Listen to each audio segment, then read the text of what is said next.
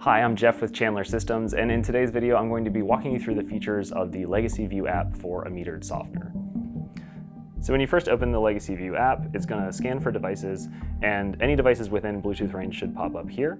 So I'm going to click on metered softener, and it's going to take me into the dashboard. So anything in blue is just informational. Anything in orange is a setting that you can actually change. On initial setup, if this is a new installation, the only thing you need to set up on a softener is the time of day and the hardness. Setting the time of day is as easy as clicking time of day and then clicking OK, and it'll set it to whatever the time is on your phone.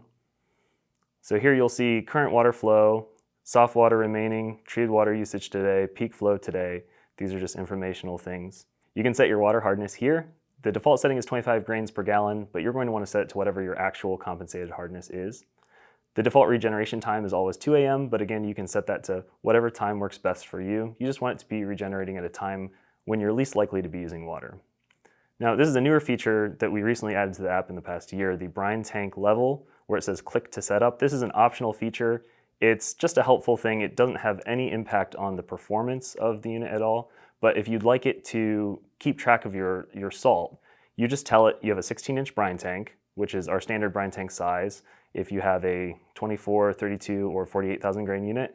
If you have a larger unit, you'll have the 18-inch brine tank. Click OK, and then just tell it how much salt you put in there. Typically, salt comes in 40-pound bags, so however many bags you enter, just do that math.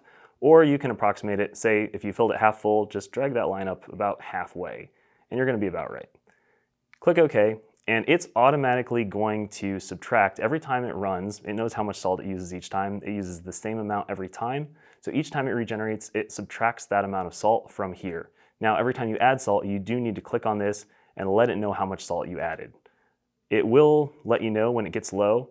It can send you a push notification if you're within Bluetooth range and let you know, or if you open the app, of course, you'll see that what your salt level is. So this is just a helpful feature to help you keep track of where your salt is in your brine tank. Again, if you don't want to use that feature, you can just disregard it and not even set it up. So you'll also see your average water usage per day here and your firmware version. If you need to do a firmware update, it'll let you know there. And then also your treated water usage in gallons per day on this chart, which you can pinch and zoom and move around. This unit has not had much water flow through it, so you'll see there's not much history there. On the Advanced Settings tab, you'll see days until regeneration, and then also your regeneration day override. Regeneration day override is, even though this is a metered softener, it's going to go when the meter hits 0 or every, in this case, 7 days, whichever comes first. So if you want it to go based on water usage only, you can just zero this out, and that will disable the override. Otherwise, you can set it to whatever you want. The other settings we really recommend leaving alone, at least initially. Your reserve capacity, resin grains capacity, and cycle position times. These are all editable, but these are all set at the factory specifically for your unit, and we recommend leaving them at the defaults in most cases. Two other options you'll see here are the display off feature. This will turn off the display on the unit, meaning that the red digital display will turn off if for some reason you don't want that to be on. Otherwise, leave the display off, which means your display will stay on. I know it's confusing. The brine tank prefill gives you the option of filling the brine tank before the regeneration instead of after. So our default is to do post-fill, meaning that the brine tank refill will occur as the last step of the cycle. But if you have pre-fill enabled, it'll fill the brine tank first, and then it will wait a certain amount of time, and then it will go through the other 3 steps. If you turn pre-fill on, you'll see brine soak duration appear, and you can choose anywhere from 1 to 4 hours. The brine soak duration just means this is the amount of time it's going to fill, and then it's going to wait before it starts to backwash, because it needs time to make brine, to dissolve that salt. So we recommend having that set to at least 2 hours if you're using the pre-fill feature. Next, you're going to see status and history, and this is exactly what it sounds like. You see your current water flow, total gallons treated since last reset, so this is resettable. If you have a filter or something that you're keeping track of, you can reset that at certain service intervals. total regenerations, then also total regenerations since last reset.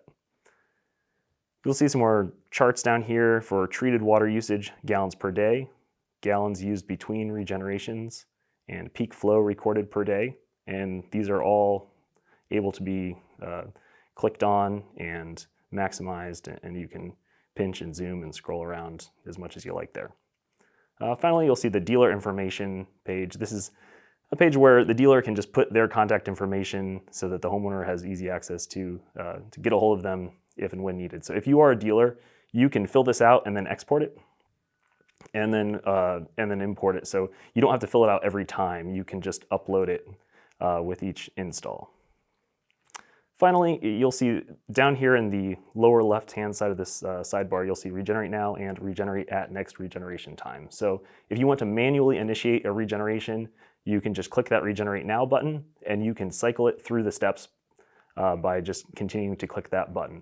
So once you initiate the regen, it'll start regenerating, and then the button will say go to next cycle step, and you can move it through the steps that way. And that's pretty much it for the Softener app. Thanks for watching. Don't forget to like this video and subscribe to our channel. If you'd like to see more content like this, just drop a comment below and let us know what you'd like to see. Thanks.